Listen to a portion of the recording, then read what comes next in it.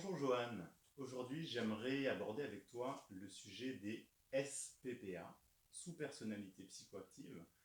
Le terme me semble un peu technique aussi, j'aimerais commencer par poser la question, qu'est-ce que c'est exactement les SPPA? Bonjour. C'est vrai que c'est un terme qui était pendant longtemps méconnu, mais qui attire énormément de personnes aujourd'hui. Ceux qui ont lu éventuellement mes livres ou qui ont euh, eu mes formations, mes stages et aussi les stages et formations que je fais avec Tal Chaler, Gwen Clapp et Jean-Marie Muller. Alors, les SPPA, en fait, ce sont des personnages intérieurs d'énergie dont nous sommes tous porteurs. Et ces SPPA ont chacune, ou chacun, parce que c'est une facette, chacune, ou c'est un côté, ces SPPA ont chacune euh, une mission spécifique à réaliser sur Terre pour faire notre bonheur. Et j'ai la chance de voir ces personnages qui se dressent autour de la tête de chaque personne, de chacun de nous, euh, pour mieux les connaître, entendre leurs pensées et voir leur chemin, leur utilité dans notre vie. Mhm. Je comprends bien, mais dans ce cas j'aimerais te poser la question concrètement, pour les personnes qui vont regarder cette vidéo, à quoi ça sert les SPPA et quel est l'objectif du travail sur soi, de travailler en conscience sur nos SPPA dans la vie de tous les jours? On parle souvent de paradis, d'une vie paradisiaque, et souvent on pense que c'est ailleurs ce paradis.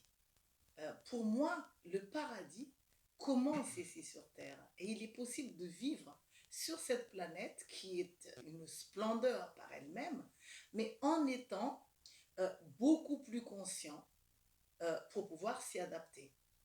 J'aime beaucoup la phrase connais-toi toi-même et connaître l'univers, mais pour moi c'est un peu vague.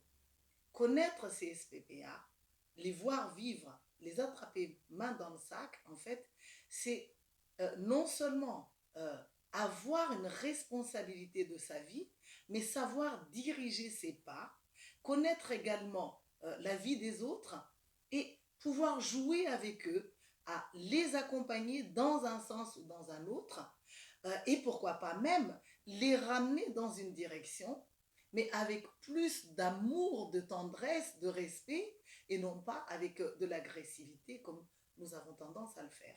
Parce que pour moi, c'est la vie relationnelle qui est le centre du bonheur. On ne peut pas se sentir au paradis si on est bien avec soi-même et qu'on est bien avec les autres. Et le travail sur les SPPA permet d'aller dans cette direction. Parce que non seulement au niveau individuel, on va se prendre en charge, parce qu'on va connaître ses propres besoins, les plus admissibles et les plus insupportables.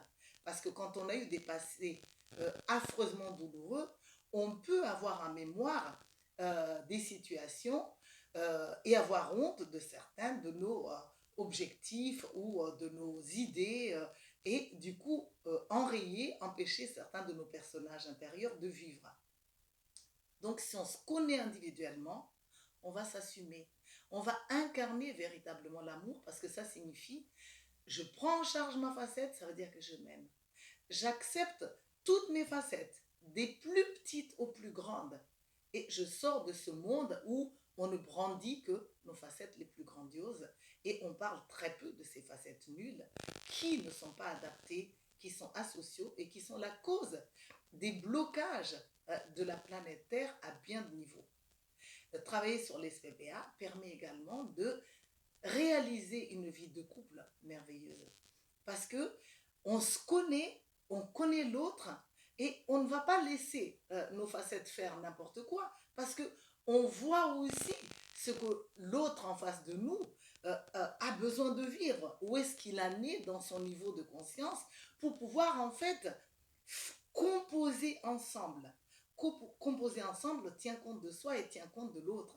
La plupart du temps, dans la vie de couple, c'est n'importe quelle facette qui dirige chez l'un ou chez l'autre et on n'a pas le mode d'emploi de comment faire pour ne pas laisser des malades, des despotes diriger nos vies et comment sortir de ce climat où l'on est malheureux, où l'on plonge l'autre malheureux. Or, le travail sur les SPPA avec les exercices proposés, permet justement de sortir des conflits, des misères et de rayonner dans le bonheur tout le temps. Mhm. J'en sais quelque chose parce que je suis partie vraiment très bas, malgré que je vois ces facettes. Je ne savais pas toujours comment les composer. J'ai eu des années de misère, comme j'ai rendu euh, mes partenaires malheureux. Aujourd'hui, je ne Mhm. suis pas réalisée, mais néanmoins, oui, j'ai acquis le bonheur. Je suis entrée dans le bonheur. Je comprends très très bien et tu me tends une belle perche parce qu'effectivement, tu as parlé de vivre dans l'amour, sans conflit, euh, de lumière. Mais quelque part, il y a aussi la vie dans ses mauvais aspects. Donc, tu me permets d'enchaîner sur cette question. Alors, quelles sont les catastrophes liées à la méconnaissance des SPPA, les drames qui peuvent être vécus par l'un ou par l'autre quand on ne se connaît pas soi-même ou quand on ne réalise pas les SPPA qui peuvent exister à l'intérieur des personnes en face de nous. En fait, quels sont les risques de ne pas être conscient? Une des premières catastrophes, c'est cette tendance que l'on a à regarder à l'extérieur, à voir le poutre dans l'œil du voisin, à trouver la responsabilité avant tout chez les personnes que nous croisons, les personnes avec qui nous sommes en relation. Ça, c'est un véritable drame. Et tant qu'on reste dans ça, ça veut dire qu'on ne prend pas conscience qu'en soi existent des personnages qui jouent forcément quelque chose qui agite l'extérieur. Parce que l'extérieur n'est que la conséquence de ce que nous sommes, de ce que nous vivons, de ce que nous essayons même d'atteindre ou d'obtenir. Et malheureusement, quand on ne prend pas conscience de ces objectifs les plus fondamentaux, euh, quand l'autre réagit de l'autre côté, on a tendance à se poser la question, à être surpris en disant, mais qu'est-ce qu'il a ou qu'est-ce qu'elle a à me faire ça? Et pourquoi est-ce que la personne réagit comme ça? Et pourquoi est-ce qu'on me répond comme ça? En fait, les gens, même s'ils n'en sont pas toujours conscients, ils captent nos facettes. Ils perçoivent l'existence de ces facettes et ils choisissent à qui répondre. Donc, les réponses que nous obtenons viennent forcément de l'un ou de l'autre de nos personnages, même si nous n'en avions pas pris conscience. Donc, dans ce désastre-là, que ce soit en vie de seul à seul avec soi-même, je peux avoir des facettes qui s'opposent à l'intérieur de moi et qui peut créer d'ailleurs des maladies auto-immunes. Hein. Comme je peux avoir des facettes qui sont beaucoup plus conflictuelles, beaucoup plus guerrières lorsque je suis en vie de couple, ou des facettes qui me mènent toujours à régner dans ma vie familiale, soit à briller toujours plus que les autres, soit à être plus l'enfant prioritaire qui a tous les droits dans la famille, ou soit la personne qui est la plus abondante, mais dans la famille ou en société, mais qui ne se rend pas compte des moyens utilisés pour parvenir à cette abondance. Parce que des fois, on peut atteindre l'abondance, mais après avoir écrasé tellement de têtes, après avoir été tellement rusé, après avoir joué sur des sujets, même des fois, qui normalement ne devraient pas être vendables, parce que ce sont des sujets spirituels, hautement spirituels. Mais quand on ne se connaît pas, on a du mal à savoir qui en soi a en fait pris les choses en main. Est-ce que c'est vraiment mon enfant qui a fait ça ou est-ce que c'est ma femme d'affaires qui a fait ça? Est-ce que c'est vraiment ma femme d'affaires qui m'a attiré le succès ou est-ce que j'ai utilisé mon séducteur ou voire même mon amant? Parce que ça donne des gens qui font des conférences, mais en fait, ils ne s'occupent pas vraiment du sujet de la conférence. Ils s'occupent surtout du succès obtenu par la conférence pour avoir plus de personnes qui atterriront dans leur lit, ou plus de personnes qui leur donneront des dons ou qui les inviteront à gagner plus d'argent. Ce qui nous Mhm. éloigne du but spirituel, ce qui nous éloigne de la fraternité et ce qui nous empêche justement de faire de la place à beaucoup de nos frères qui ont les mêmes talents, qui ont des qualités d'amour incroyables, mais qui piétinent parce que ils n'ont pas ces ruses. Ils n'ont pas ces façons subtiles d'obtenir par des personnages euh, inavouables, inavoués. Et donc, le travail sur les facettes, et en société, c'est encore pire. Parce qu'on est dans une société où, quand on a des petits malins, au lieu d'attraper les petits malins d'abord, les écouter, voire les prendre pour des formateurs au sein de nos gouvernements, en se disant, tiens, voilà un petit malin qui a réussi à voler l'État, voilà un petit malin qui a réussi à avoir tant de douailles, de groupies. Mhm. On va lui poser la question pour donner la place, pour honorer sa facette magnifique qui est à l'origine de ce succès, de ce savoir-faire. Et ensuite, on va l'éduquer à vivre en harmonie, à plonger dans le respect pour ne pas être un voleur. On va diriger ses pas, on va canaliser ses énergies. Au lieu de ça, on est dans une société punitive avec des dirigeants qui ne sont pas forcément des modèles.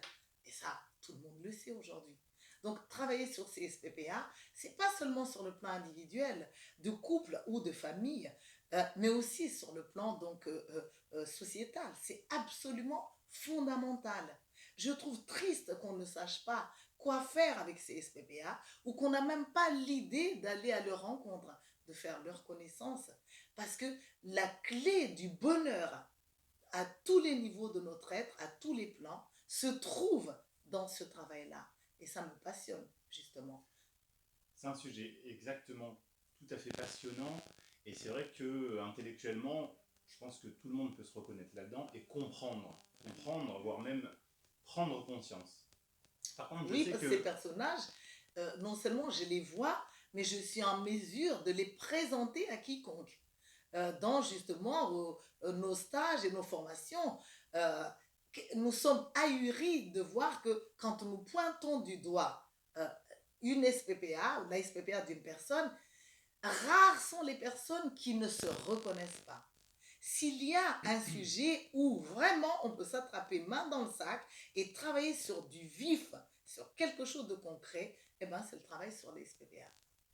super, ça tombe bien parce que ça allait être ma question. Ah oui. C'est que une fois qu'on a compris et pris conscience, qu'est-ce qu'on en fait? Comment on guérit ces SPPA malades?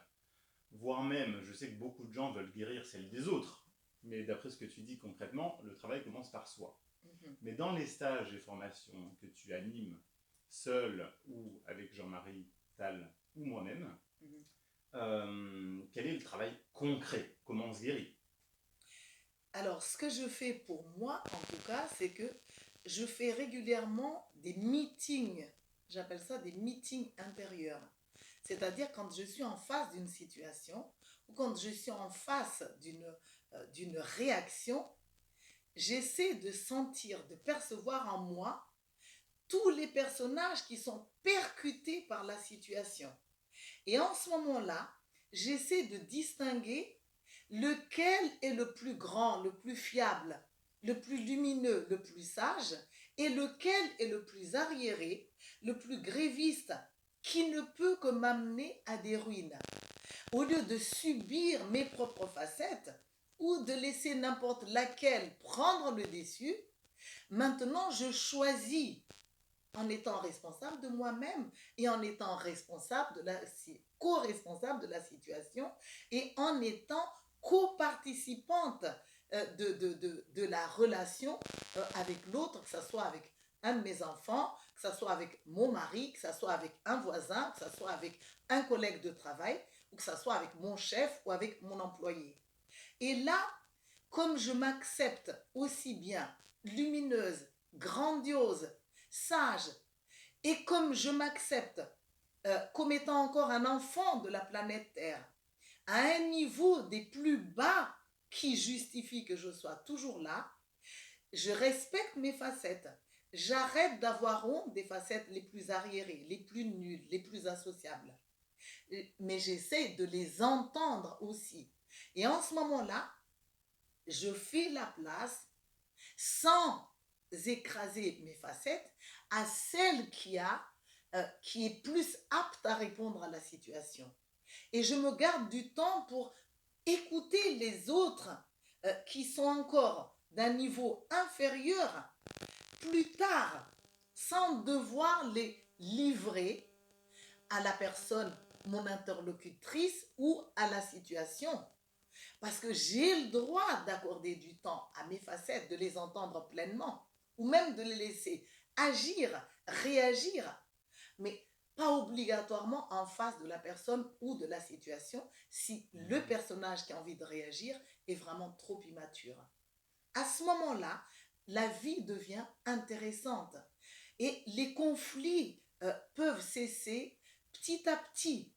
Et je m'émerveille même de ce que je vis parce que je commence à piloter ma vie, je commence à diriger ma vie, j'entre dans ce monde d'amour dont on parle tant, c'est-à-dire un amour qui aime les facettes, les côtés, les parties de moi les plus grandioses, mais aussi qui fait la place aux facettes les plus malades, les plus noires, les plus sombres, qu'en même temps que je ne perds pas de vue la personne, mon interlocutrice ou la situation, pour ne jamais oublier les parties déjà lumineuses, grandioses, sages chez l'autre, et qui m'aiment et qui font avec moi, et me contenter de pointer du doigt seulement Mhm. euh, euh, les plus inadmissibles, les plus mauvais.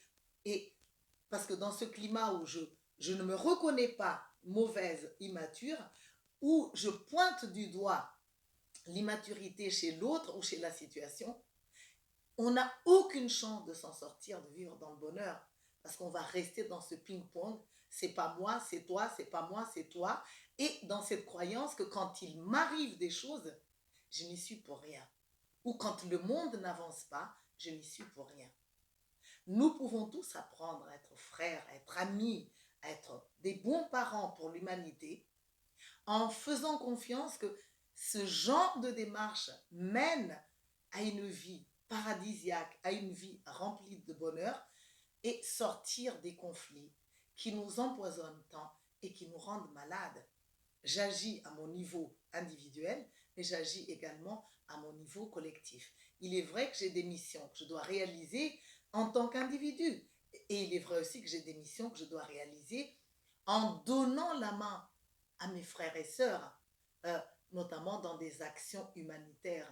Parce que ce qui me tue, c'est pas seulement de ne pas y arriver dans mes missions personnelles, mais des fois de ne pas y arriver dans mes missions humanitaires avec les autres.